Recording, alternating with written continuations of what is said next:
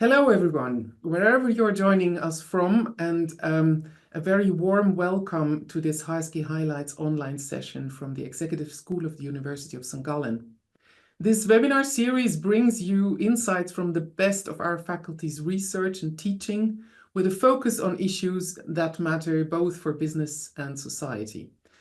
Today, we will take a step back and look at the bigger picture of economics with Dr. Stefan Legge, who is responsible for our MBA program here at the Executive School.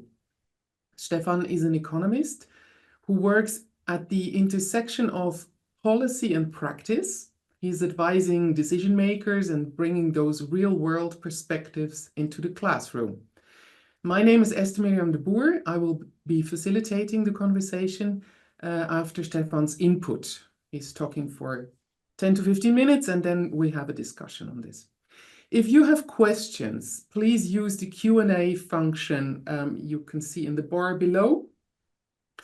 And if you have questions to Stefan, of course, I will collect them and read them out to him in the discussion at the end of our session. As I said, this webinar is being recorded. You will not be visible as participants, and your questions in the Q&A will not appear in the recording. So feel free to frankly ask anything you want to know. If you would like to learn more about the MBA in St.Gallen, please stay with us until the end. We will briefly return to this topic after the main discussion. So with that, Stefan, over to you for your input on scooter economics. I'm very curious to hear your perspective and discuss it later. Thank you very much, Esther, for the introduction, and welcome to all who are joining us for this webinar live, and also to all who might watch it then later as a recording. I want to share with you a couple of slides in which I will introduce the case on e-scooters or rental e-scooters. We're all familiar with them, and I want to share with you some ideas what e-scooters and the business of rental e-scooters tells us about companies, about industries, and about the entire business environment.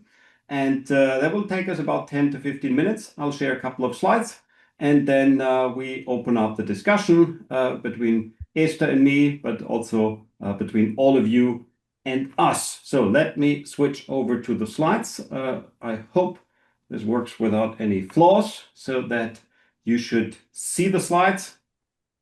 And I want to talk about e-scooters and what they tell us about an era of big government. But first, let's briefly recap. It was in 2018 that all of a sudden we had rental e-scooters. I think most people who live in cities, whether that is in Zurich or anywhere across Europe, across America, across Asia, we all remember the first time we took one of these e-scooters, downloaded the app, etc. And you see here in the chart from the Financial Times that they started in 2018 and they grew rapidly. There was a big hype.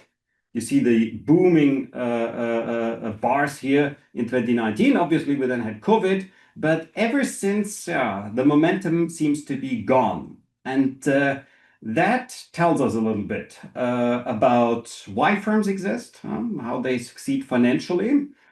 The history of e-scooters also tells us a little bit about what is an attractive industry and how you can make an industry more attractive, more profitable. And finally, how the government can intervene in the market economy and tilt the playing field in favor of certain players. So let's quickly recap this case without going into all the details. The first question you might ask is, are rental e-scooters an attractive business? And that is related to a much deeper question that we should answer, and we should ask, what is the real purpose of firms? Why do we have firms in the first place? And in a nutshell, what firms do, no matter whether you look at a big company with a $5 trillion market cap, such as NVIDIA, or a 400-year-old bakery in Zurich, what you see is that they try to turn $1 into $2. Quite frankly, that's what a company does. And when I say turning $1 into $2, what that means is you take inputs, labor input, raw materials, intermediate products, energy, all of this, and throw it into a black box. The black box is a firm, And out comes goods and services as output. And that whole endeavor is only worth it if the output is worth more than the input, i.e., you turn a dollar into $2. Now, these black boxes called firms are very important. Billions of people rely every day on firms to provide us with food, with medicine, etc., etc., etc. All the things that we need to get done, firms exist to get them done. And what managers do is they carefully and continuously optimize the inner workings of those black boxes. They constantly optimize in light of what's happening in the business environment. So if more people want to have a different kind of chocolate, firms have to adapt to it. If there's a new technology, firms have to adopt to it. And new technologies such as AI, such as robotics, such as the internet, all of these technologies can allow companies to get jobs done differently. The trap is that not all hypes yield profits.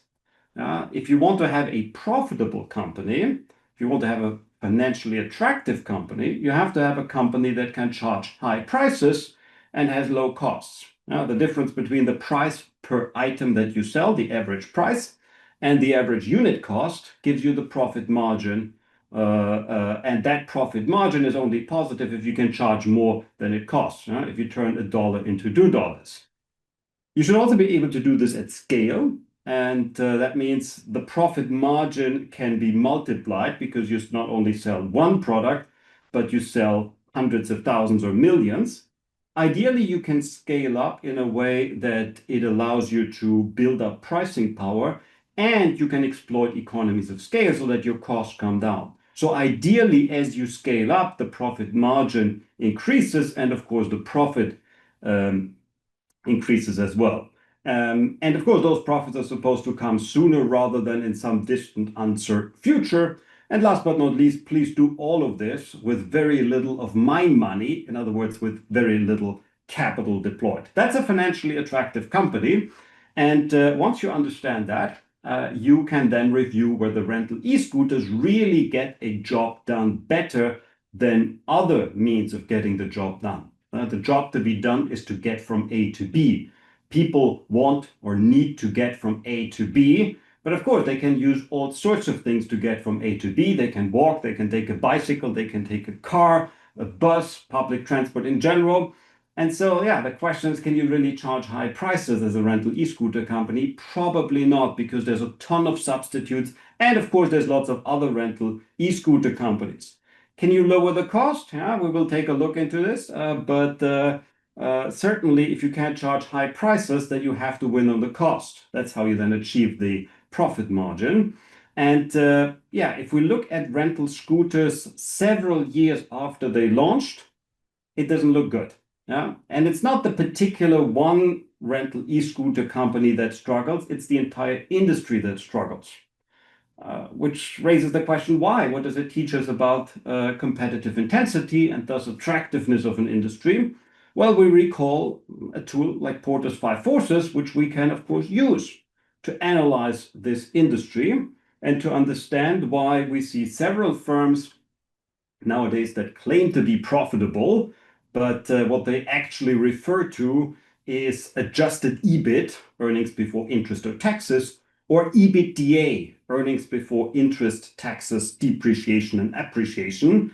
In other words, what they say is we make money if you just ignore the fact that we spend a lot of money. So if you leave out a lot of the cost, then we make money. That's not the same thing as really earning money. So aside from a couple of small players, no one claims positive net earnings, real profits. And that raises questions, right? You can now see the industry struggling, and that's not because of incompetent management. There might be something wrong with the industry in particular, specifically with the economics of that industry.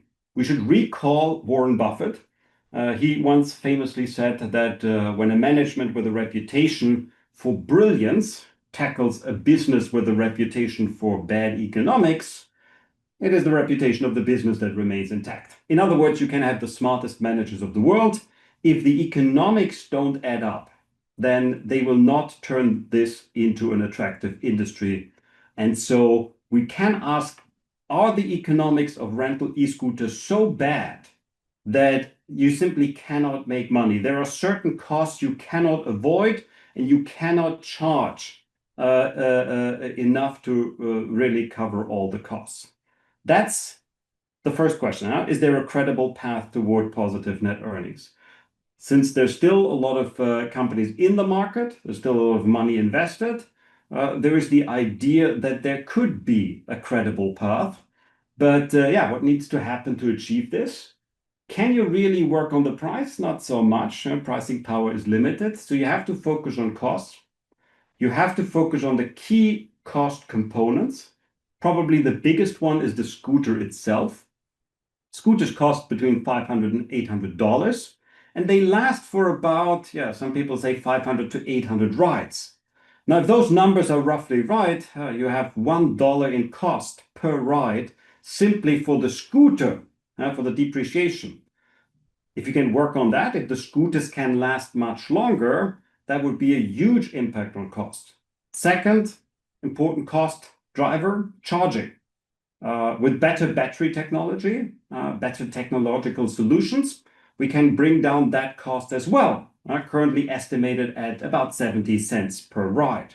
So if you can work with innovation on key components of the cost structure, that would be very favorable because the price is limited and currently the costs are too high. You can bring the cost down. But then there's a final aspect that you have to work on. If you just bring the costs down, but there's still intense competition, then you still compete on price. And that means all the cost savings are passed on to the consumers, and you don't have a profitable industry. So you have to work on competition as well. And that brings me to the third question that we discuss in this case. How can the public sector support the industry, especially with the problem that there's too much competition? Can policymakers restrict competition? The answer is probably yes, but then the next question is, why would they help?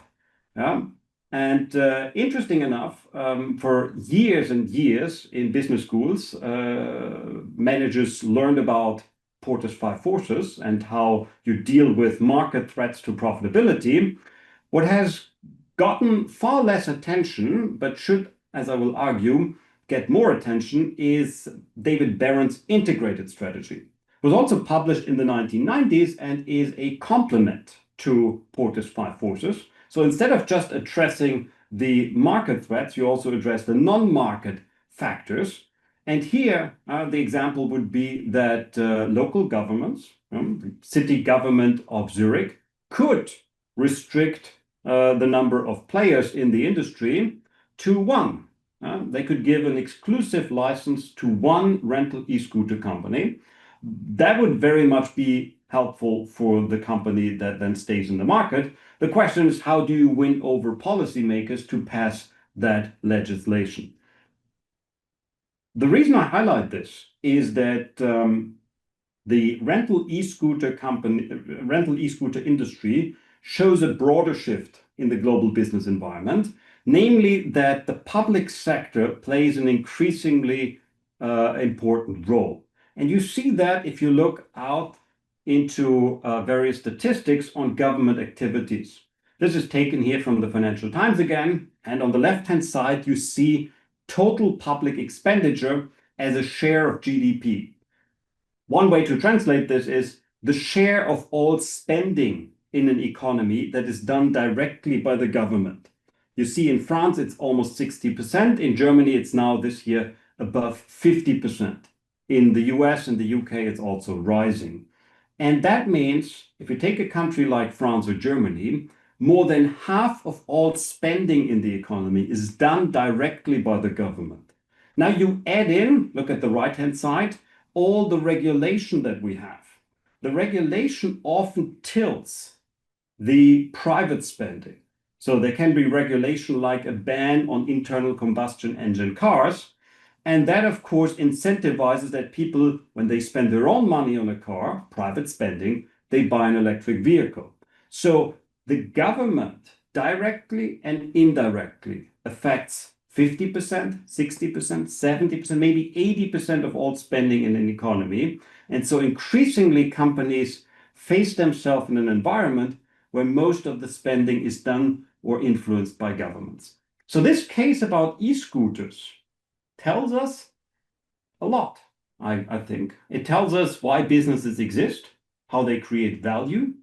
It tells us when firms are attractive. It tells us that not every fast growing, innovative, hyped industry earns money. It tells us what is necessary for industries to be profitable. It also tells managers what to work on to make an industry more profitable. And part of that is to bring in policymakers to have the government tilt the playing field in favor of select companies.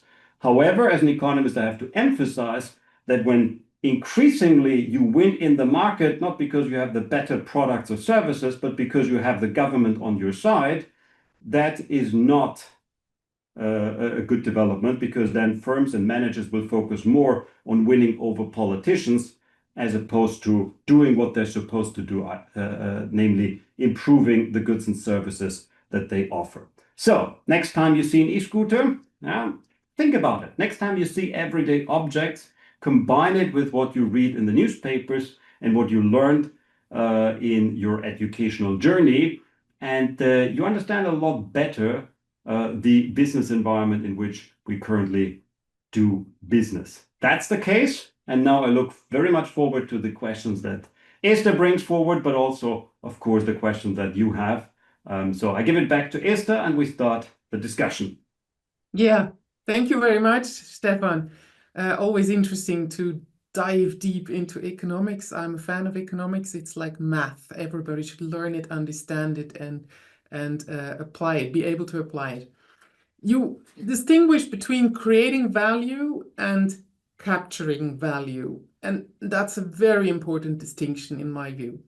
Now, looking beyond scooters, which sectors today do a great job at, or specific companies do a great job at creating huge value for customers, but struggle to turn this into sustainable profits for the firm or firms? Yes, in every industry, we can look at the customer's willingness or maximum willingness to pay. And then, the challenge is to charge a price as close as possible to that willingness to pay. And then, of course, to keep most of it, because you have suppliers, and the suppliers can take away the profitability. You nicely see this, by the way, in football. I wrote an entire book about soccer, or football as the Europeans call it.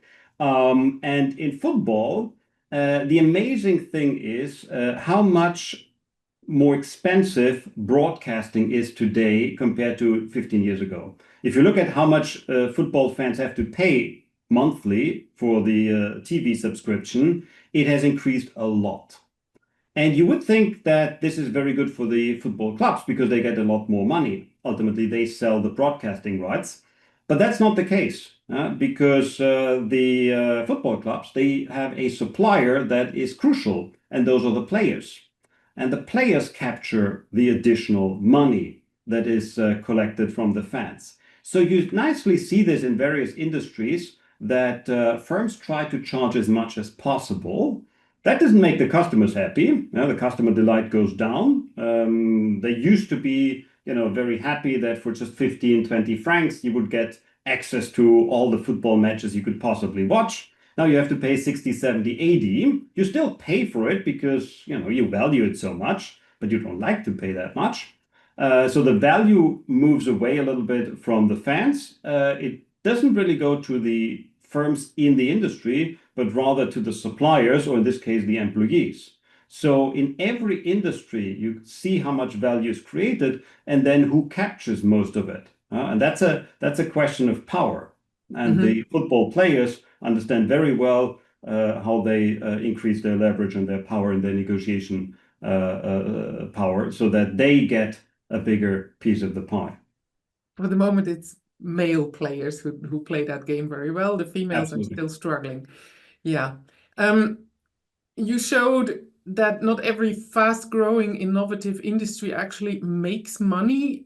Could you give us some other examples outside mobility, maybe from tech or healthcare or so, where the hype is or was big, but the underlying industry economics are really problematic? What would you think of? There's a great example called OpenAI. They really brought these chatbots to hundreds of millions of people. I think most who started to use them, I think they launched in late 2022, they started with ChatGPT from OpenAI. And you see the number of users going through the roof. But how do you monetize this? Because on the one hand, you can say we generate a lot of value to the customers. Everyone in the call probably uses some chatbot, and we understand how valuable that is. I mean, think about it. You currently pay 15, $20 a month. That's a huge bargain compared to how much value you get out of it. But the challenge is, how can you charge for this? Because OpenAI clearly cannot charge $50 or $100 per month. They would lose their customers to Claude and Gemini and others. So at the moment, you just have too much competition there. And in every industry, if there is just one player who can charge low prices and charges low prices, that can undermine the pricing power of everyone else. So suppose I was super rich and in the city center of Zurich, I would just offer incredible pizza for $1. $1 for the pizza. I would make huge losses, but I wouldn't care. That is illegal, by the way. There's legal constraints on what you can do for good reasons, but that would undermine the pricing power of everyone else. So if you have an industry and one player doesn't care too much about profitability, that restricts the ability of everyone else to capture the value that they generate, because you restrict the pricing power of everyone else to the extent that there are no big quality differences. And for most users, if you think about these chatbots, there's not too much of a difference between using Claude, Gemini, OpenAI, etc. And so right now, this is an example where you have a really hyped, maybe for good reasons, hyped industry, but they struggle to make money. And at the same time, it's very costly. Every command you type into these chatbots consumes a lot of electricity. So at the moment, consumers get a phenomenal deal, but that cannot last forever. Let's stay with that Gen AI industry for a little bit. So what you're saying kind of between the lines is this is the next scooter bubble which might explode or implode more than explode actually. Or do you see a business model that is fundamentally sustainable in the era? Yeah, well, we all see the value of the technology, and there are millions of competent people trying to turn this into a profitable industry. And what business schools provide is the tools to structure your thinking on how to make that happen. So for AI companies, a big challenge is to bring down the cost. Right now, these data centers are incredibly expensive. And so we have to find ways to deliver a good enough quality to the consumers, to the users of these chatbots, without the expensive models in the background and without using so much computing power and electricity. So the innovation will help there. The next challenge is, of course, to reduce competition. And that typically happens as the industry consolidates. And then, of course, the question is, how do you monetize this? Can you have collaborations? Can you find a position within the broader industry where indeed you can build up pricing power? So it's in every new industry, and AI is a beautiful example of this. You have a new technology, and then people have to figure out how to restructure entire systems. Companies have to restructure. Now that certain tasks can be automated, can be done differently, cost structures change, and firms re-optimize. And then, of course, there are certain positions within the new systems where you can make money. Okay. Towards the end of your input, you spoke about big government and the need of a non-market strategy for firms. Which industries do you see most exposed to the government decisions today and maybe tomorrow? And what separates companies that navigate this well from those that don't?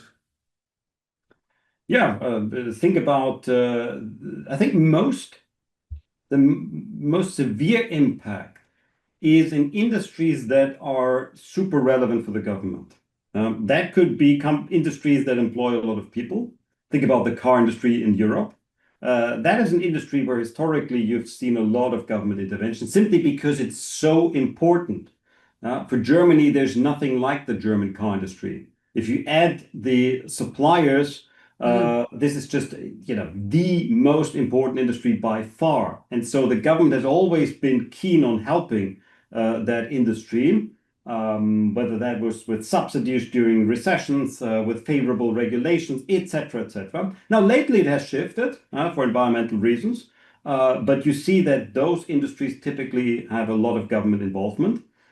Second, and increasingly, since we live in an era of geopolitical conflicts, governments ask which industries are important for our security. And if you take again the example of the tech industry, you saw Intel and Nvidia and the many interventions of the US government in that industry, including taking a stake in Intel. And who benefits and who suffers? Well, those where the government provides the necessary or adequate support can thrive very much. You look at the share price of Intel, it went from about $20 to $80 in less than a year, simply because the US government provided support for it. And so, governments will intervene, but politicians play their own game. That's the way I would frame it. Tell me more. Yeah, politicians are not stupid. They're very competent people, but they play a different game compared to managers. So people are in certain industries or certain positions, certain organizations, certain environments, and they play different roles. Politicians play their own role. What they try to optimize varies. Some want to be re-elected, some want to really help the country, but they operate with certain goals and certain tools in mind and a certain language. And I think managers do well to understand what game politicians are playing and then try to find solutions that work for both. Find solutions that work for the country, for society, but also for the business. If you try to play them against each other, sooner or later it will break. So if you try to have a very profitable business, but you ignore that you inflict a lot of cost on society, sooner or later politicians will intervene simply because they have to be elected by voters. And the voters, of course, care about the damage you do to society. So always look out for creating value, not just making a profit. Thinking about young people, young professionals in the market, what do you recommend in this environment, how they should prioritize their first 5 to 10 years in terms of career choices and education to thrive in this environment? Yeah, education is the best investment that you can ever make, probably, other than buying Bitcoin at the right time or so, But then the probability of a very good return on Bitcoin is different from the probability of a good return on education. So yeah, invest in education. But when I say invest in education, it's not the same thing as invest in getting fancy degrees and credentials. A PhD doesn't get you anything, but if you have certain skills, that gets you a lot. So invest in skills, invest in knowledge, stay informed about the real world.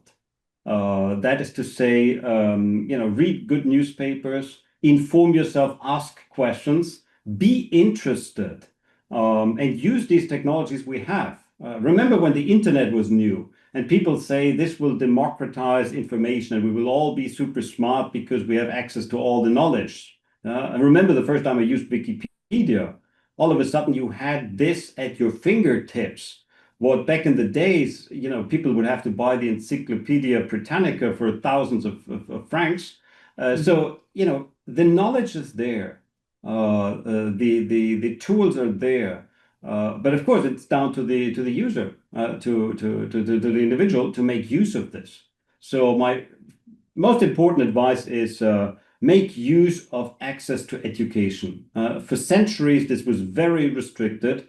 Nowadays, you need a cheap computer and internet access, and you have access to more education than even the richest people 50 or 100 years ago. So make use of that opportunity. And second, of course, have the right mindset, as in you want to learn something and you want to do things well. Whatever your job is, your entry-level job, nail it. Make sure you nail that one. I copy that advice from Barack Obama, who once was asked about advice, and I think he's absolutely right. Whatever is assigned to you, just do a great job. People will notice. She's a person, whatever you give her, she always does a great job. Yeah. The word will spread and you will advance in your career. So those would be two pieces for young people that listen to us. Yeah. I found a question in the chat, actually, not in the Q&A. There are two sources to write into.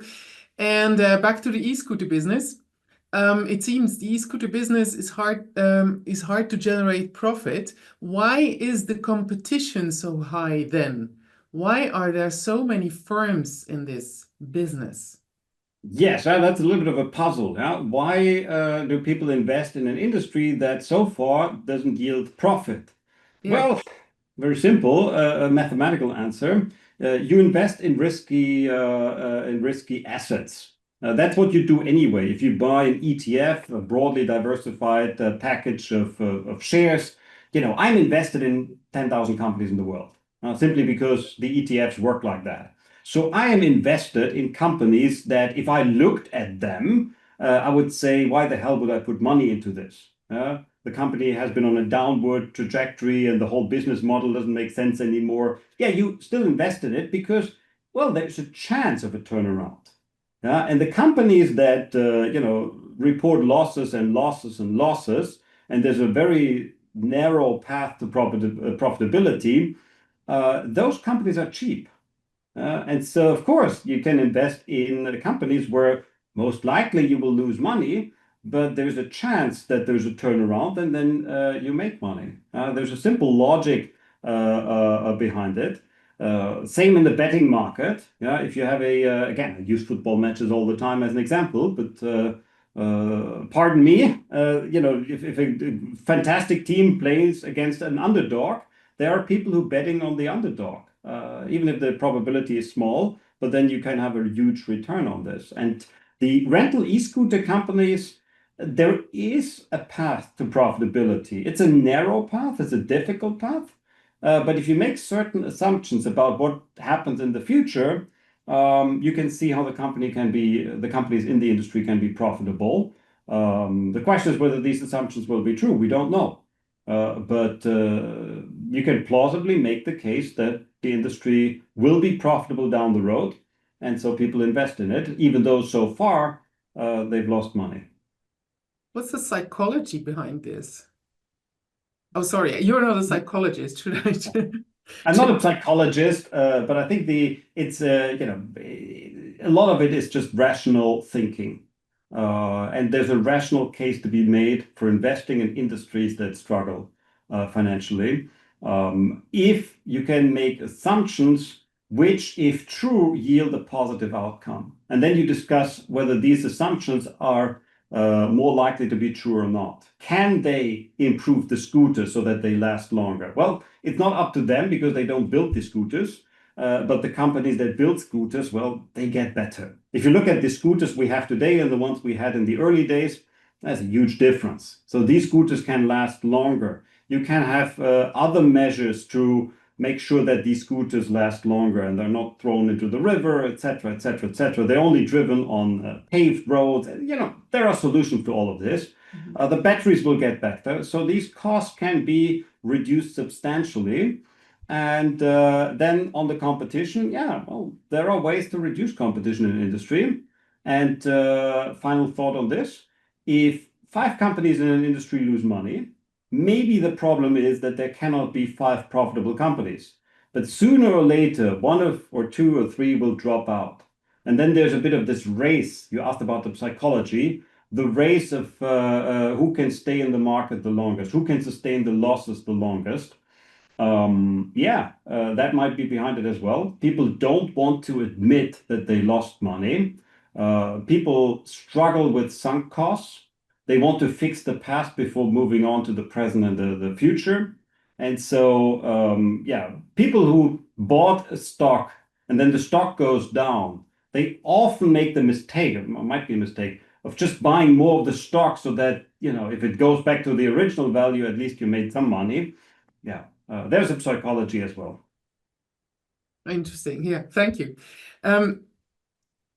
For those who are in the call, you may start writing your questions into the question and answer area or into the chat. I have both open now. I see both coming in.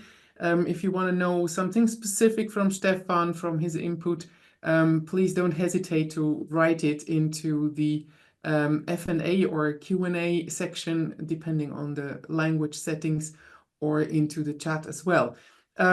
For the time being, Stefan,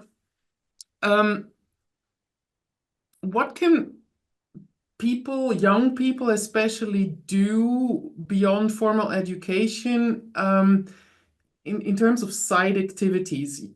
You were talking about big government and how can you learn what big government means and how to interact with big governments, like in media work, policy engagement, data projects. I don't know. What makes sense to prepare yourself as a young professional to navigate these economic and political dynamics? Well, I think the question is, how do you understand the business of politics better, or the game that politicians play? And of course, the good thing is, these are people. You can talk to them, so you can engage with policy makers or politicians in general. You can also read a lot about it. There's a lot of media coverage about it. And again, that's the beauty of this modern age, where an awful lot of knowledge is available free of charge. There are phenomenal podcasts in which people explain why certain things happened in politics the way they happened. They're often people with a background in political science, and they understand, the mechanisms at work in politics, why there are only certain windows when certain reforms can be decided, why certain coalitions come together or not, why charisma plays a big role, etc. And so, it's a field that both political scientists but also a lot of journalists carefully analyze. And I think a good starting point would be to read classic books on it, the fundamentals, books that are 30, 40, 50 years old, but are still recommended. They stood the test of time. And at the same time, talk to a lot of people. Listen to analysts that don't have a partisan bias, but people who just want to understand, why is it that this happened in politics? Too many people in politics have a bias, as in, I'm left-leaning, right-leaning, I'm liberal, whatever. And then they write about what they think should be. But what I'm interested in is what actually is true, what actually happened and why. And so I would look out for journalists and political scientists that don't have a strong political bias, because they objectively describe what happens and why, instead of why certain outcomes that they wanted to see didn't materialize. Yeah, thank you. Yeah, because those biases you can read about and hear from quite often, and they're oversimplifying, like government is bad. well, it can become bad when I listen to you, but it also has a role to play. And that's more, And the people are smart enough to don't lie. yeah. But if you just selectively pay focus to certain aspects, then that drives a narrative, but doesn't give you the full picture. You will be puzzled a lot if you only pay attention to some aspect. It's like going to the theater, but you only see half of the stage. You're puzzled to understand what the play is all about and what is the logic. Yeah, but if you read a lot of newspapers, unfortunately, they come with a bias. They pay attention to certain aspects. It's not clear how many pages in a newspaper should be devoted to certain topics. And then, of course, which statistics to show, which experts to ask, etc. So I'm not saying that what you find is false information or fake media. That, of course, exists as well. But even if you read decent newspapers, always read newspapers from the other political angle, because unfortunately there are very few unbiased media outlets. Do you name names here or? No, but it's very Okay. rare that you find people, and of course, the media companies are typically employed by someone and paid by someone, and so they have their own game to play. Even if you want to be super objective, it's hard. It's hard in certain environments. Also, you have to generate clicks. If you're on the internet, you have to sell, you have to earn money, and so the bias can come into an industry or into a news outlet in various ways. So I'm not blaming the people, and I don't name anyone here, but just be aware of, again, then the system in which the journalists operate. Even if they have good intentions, they are exposed to certain constraints and conditions. And so, yeah, you have to think about that as well. You're responsible for the curriculum of the MBA, and how does this world now translate into an MBA learning journey, and how do you make sure that people really dive deep into all these aspects and perspectives and really learn? Yeah. I would highlight two aspects. One is critical thinking, and the other one is judgment. Critical thinking is a skill that we develop in the program, and it's a certain mindset that people should develop. And of course, then you need the tools. So no matter what you look at, whether you look at one particular company or one industry, whether you look at it from an economic point of view, from a finance point of view, strategy point of view, you then want to have the tools. But those tools, you can get them anywhere. Typically, Porter's Five Forces, etc. It's all commodities. You just go on the internet and you find them. But we develop the critical thinking skill, the habit of looking at business situations or other situations in a certain way, and then give you the tools, but also help you to really use the tools. The problem with Porter's Five Forces is that I would say 90+% of those who studied this have no understanding of how to properly use the tool. And that's because the education is so poor. But it's also because people don't really do it themselves thoroughly. You have to work through that framework thoroughly in a couple of cases to really see how it works and how it's supposed to be used. Not superficially, not just, I look at consumer bargaining power in a superficial way. No, this is a serious tool and you have to properly use it.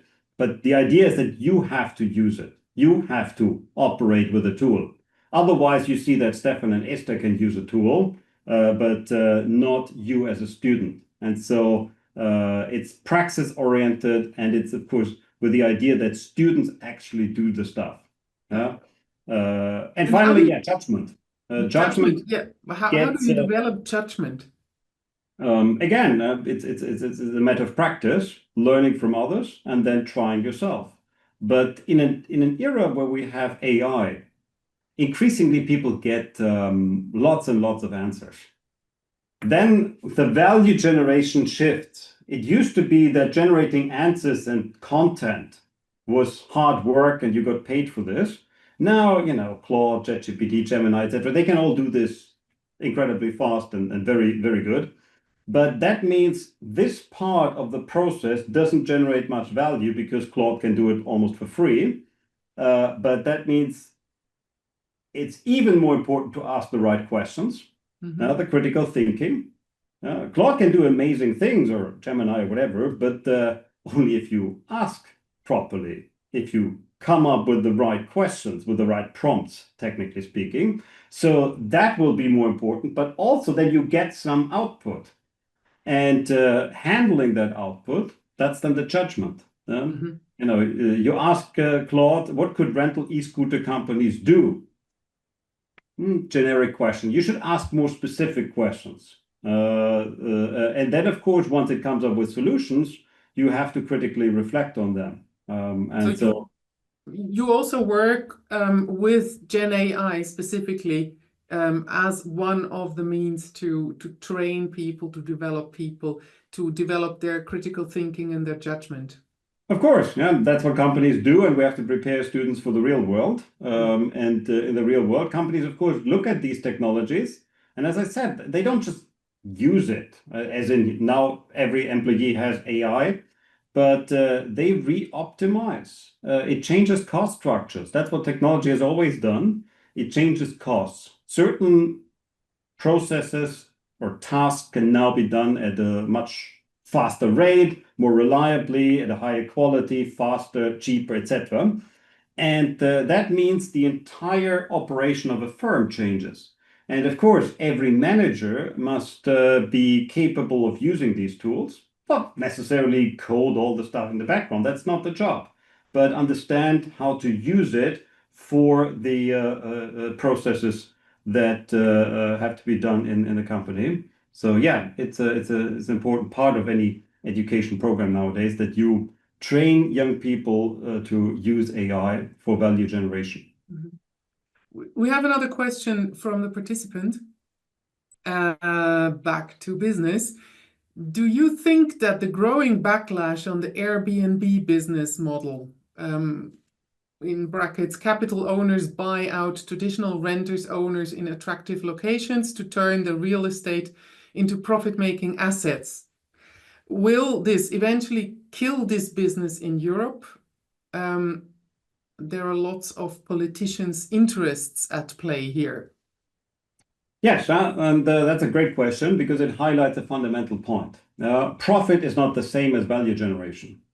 You can have a very profitable business if you just leave some of the costs to be paid by society. If you think about companies that so-called externalities. Exactly. We call them externalities in economics. A chemical company that doesn't recycle and properly dispose, leftover chemicals, which is expensive, you just dump it into a river. That means you're more profitable, but sooner or later, if you inflict costs on society, society will come back at you. And typically it works through the process that I think was described in the question, that these voters then, of course, go to politicians and say, hey, do something about it. And that is the case with environmental pollution. That's the case with social costs. Think about Uber, that just said all of our drivers are not employees, but freelancers, so that we don't have to pay a minimum wage and social security contributions, etc., etc. That works for some time until lawmakers come back and say, yeah, you can't fool us. I always say, when you run a business, be honest with the costs. Think about all the stakeholders and what costs you've inflicted on whom. And here in the case of Airbnb, of course, it makes a lot of sense to buy real estate in certain locations and then use it to rent it out, make a lot of money. But that inflicts costs on people in that city because in certain areas the market for ordinary rental property shrinks, the supply shrinks. And the people who live there will then realize that their rents go up and they will go to policymakers and say, do something about it. So as a competent manager, you anticipate that this could happen, that if you run the business in a certain way, it has certain long run and political implications. So Airbnb When do you take that decision? Because I mean, when you have competition, you have five, six, seven companies doing more or less the same. It's Mikado, the one who moves first loses, and the others take a little bit more of the profit. And it's often not that the one that moves first wins. Yes, you can be second. You don't have to be the first. Mm. If you're the first, that can create a first mover advantage. For example, if you're the first to come up with a certain technology and you can patent it. But often, if you go first and you cannot secure that position, you make a couple of mistakes, you have a couple of expenses, and then someone else can just look at it and let you be the guinea pig and then learn from that.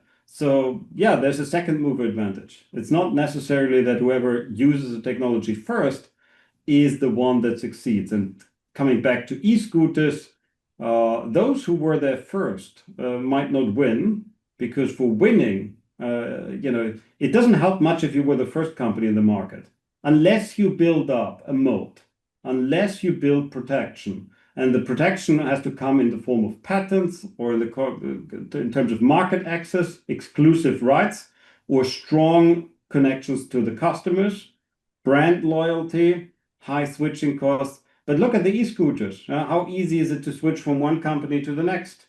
Very easy. And so are you attached to any brand there? No. So whoever came in first into a market didn't really build up a moat. And that, of course, means that any other company can come in and do it better and then succeed. It's almost 1 o'clock already. The hour is almost over. Time flies. I would love to discuss with you about economics, but let's have a quick look if there is one question left or not. No, there isn't.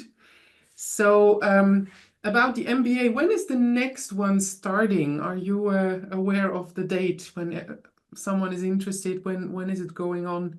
Yes, we're starting again in fall, in September. Okay. And currently, the process is in the working of students applying and us selecting and interviewing. So whoever's interested in the MBA program and wants to start this year, go to our website and inform yourself about it. If you have any questions, reach out to us. We're happy to help you. I think it's a very important decision to make an MBA.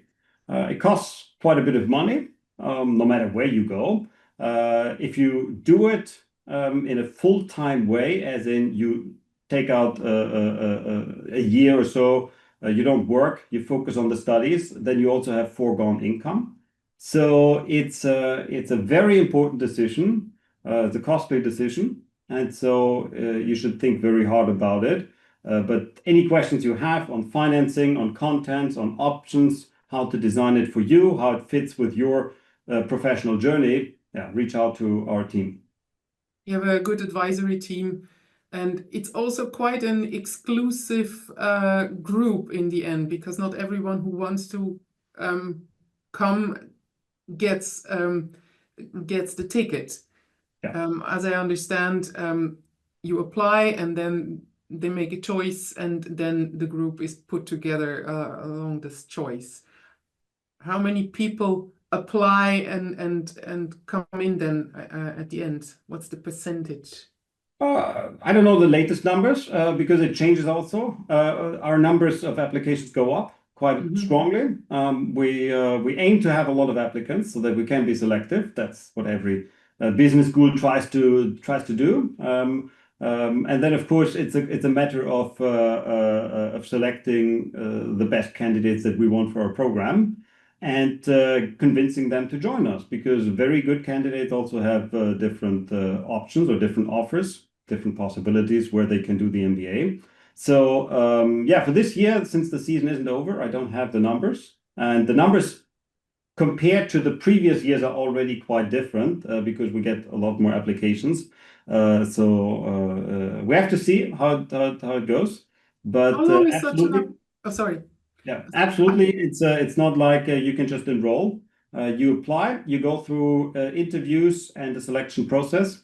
But that also means the ones that we take into the program, we're confident that they will turn into very successful managers. Mm-hmm. So it's quite an assessment process until. How long does that normally take?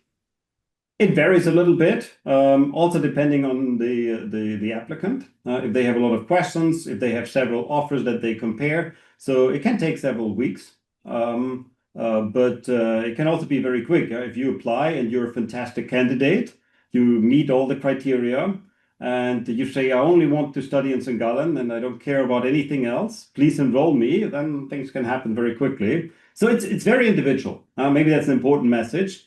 Whereas there are programs where you basically are a number because it's large programs, large educational programs. Here it's a very individual process where we look at every individual who wants to join the program. We discuss with them also if it's the right choice for them to go into this program. Yeah. And if not, what else they might do at St.Gallen or elsewhere. But it's a very personalized program. And we hope that this justifies charging more than other programs because we deliver more. And we're very keen on being very good on affordability. As I said, it's a very big investment, but we try to make it as affordable as possible because education should not depend on your pocket. And second, we work very hard on making sure that the return on investment is high. So unlike many people who invested in e-scooters, I would argue that the better investment is in an MBA program. Yeah, with career services and everything afterwards as well, so that the next step, the next career step is a bold one, if ever possible. Yeah. Okay. Thank you very much, Stefan, for this insight into your thinking, your work, research, and teaching, and also into the MBA program. It was very valuable. Thank you for everybody who stayed until now, and I wish you a very good evening and an afternoon, still an afternoon to work for. We will see each other again if you wish soon. In maybe 2 months, we have another webinar in this series of HSG Highlights Online about Super Deciders, the book of Claudio Faeser and 3 of his colleagues. And I wish you a good day. Thank you for staying with us. Bye-bye. Thanks a lot.